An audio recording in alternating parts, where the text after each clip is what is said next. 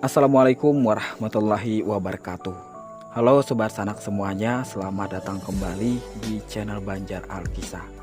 Di video kali ini kita akan mengulas sebuah legenda Patih Muhur di Kesultanan Banjar.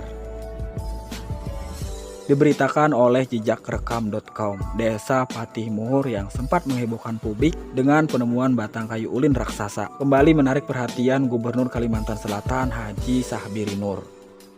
Nama desa yang terletak di Kecamatan Anjir Muara, Kabupaten Barito Kuala ini diambil dari tokoh legendaris Serapat, yakni Patih Muhur yang merupakan salah satu pendukung utama Sultan Suryansah dalam mendirikan Kerajaan Banjar.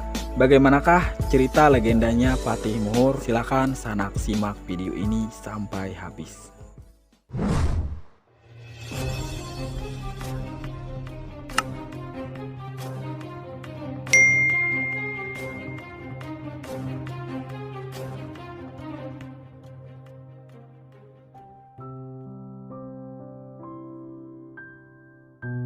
Dari lembaran sejarah Banjar, khususnya Hikayat Banjar yang ditulis sejarawan Belanda Johannes Jacobus Hans Ras, mengungkapkan bahwa Patih Muhur termasuk dari 5 patih yang mengangkat Pangeran Samudra menjadi Raja Bandarmasih, yang kemudian ditahtakan menjadi Kesultanan Banjar bercorak Islam.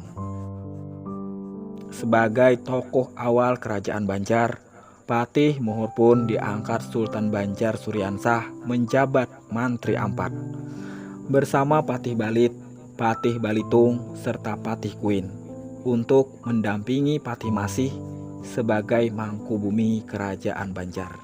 Menjabat Mantri Kesultanan Banjar, Patih Muhur yang merupakan pemimpin Dayak Bakumpai ini juga bertindak sebagai hakim.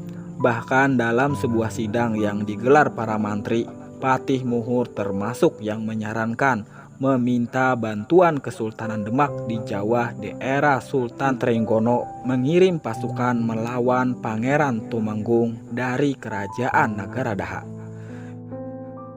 Misi militer pun diterjunkan Kesultanan Demak hingga akhirnya Kongsi Bandarmasih berhasil mengalahkan Kerajaan Nagara Daha.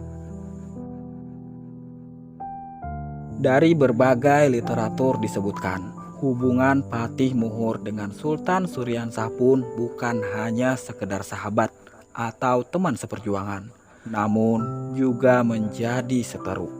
Itu ketika Pangeran Samudra hendak menikahi adik perempuan Patih Muhur. Dari sini, hubungan panas dingin Patih Muhur dengan Sultan Suryansah pun terjadi dan renggang.